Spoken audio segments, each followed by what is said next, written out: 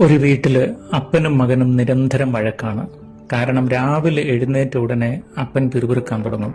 Bedsheet മടക്കി വെക്കട, ലൈറ്റൊക്കെ of ചെയ്യട, ബാത്റൂമിലെ pipe മുറുക്കി അടക്കട, പുറത്തെ ലൈറ്റ് ഓഫ് ചെയ്യ്, ഡോർ അടക്കി, ഇങ്ങനെ എല്ലാത്തിനും ഉപദേശിച്ചിരുത്തേറ്റി ഇവനൊരിക്കലും ഒരു ജോലി അന്വേഷിച്ചു പോവാണ്. പോകുമ്പോൾ ഇവൻ മനസ്സിൽ ചിന്തിച്ചു, ജോലി കിട്ടിയ ഉടനെ വീട് വിട്ട് പൊക്കളയണം. എനിക്ക് ആ പിറുപിറുക്കുന്ന അപ്പന്റെയും അമ്മയുടെയും കൂടെ ഇനി ജീവിക്കേ വേണ്ടെന്ന് തീരുമാനിച്ചു ചെന്നു. ജോലിക്ക് ചെന്ന കമ്പനിയിൽ വരാന്തയിൽ എല്ലാവരും ഇന്റർവ്യൂവിനായി ക്യൂ നിൽക്കുമ്പോൾ ലൈറ്റ് ഓണായി കിടക്കുന്നത് കണ്ടു. അപ്പന്റെ പിറുപിറുത്തോർത്ത് ഇവൻ പെട്ടെന്ന് പോയി ആ ലൈറ്റ് ഓഫ് ചെയ്തു. വഴിയിൽ ജനങ്ങൾക്ക് തടസ്സമായി ചെയറുകൾ നിൽക്കുന്നത് കണ്ടു. അത് അവനെടുത്ത് സൈഡിലേക്ക് മാറ്റിയിട്ടു. എല്ലാവരുടെയും ഇന്റർവ്യൂവിന്റെ ഇടയിൽ ഇവന്റെ സമയമായി ഇവൻ ഇന്റർവ്യൂവിനകത്ത് കയറി ഇവന്റെ ബയോഡാറ്റ കൊടുത്തു കഴിഞ്ഞപ്പോൾ പുഞ്ചിരിച്ചുകൊണ്ട് കമ്പനിയുടെ മുതലാളി അവനെ നോക്കി പറഞ്ഞു, നിന്റെ ഫയലിന്റെ ആവശ്യമില്ല, നിന്നെ ഓൾറെഡി ജോലിക്ക് എടുത്തു എന്ന്. CCTVയിലൂടെ അവിടെ വന്നിരുന്ന ഓരോരുത്തരുടെയും ക്യാരക്ടർ ഞങ്ങൾ നോക്കുന്നുണ്ടായിരുന്നു. നീയാണ് ഏറ്റവും പെർഫെക്റ്റായി ജീവിതത്തിൽ പെരുമാറിയത്. ഇത് തന്നെ കമ്പനിയിൽ മുന്നോട്ട് കൊണ്ടുപോയാൽ മതിയെന്ന്.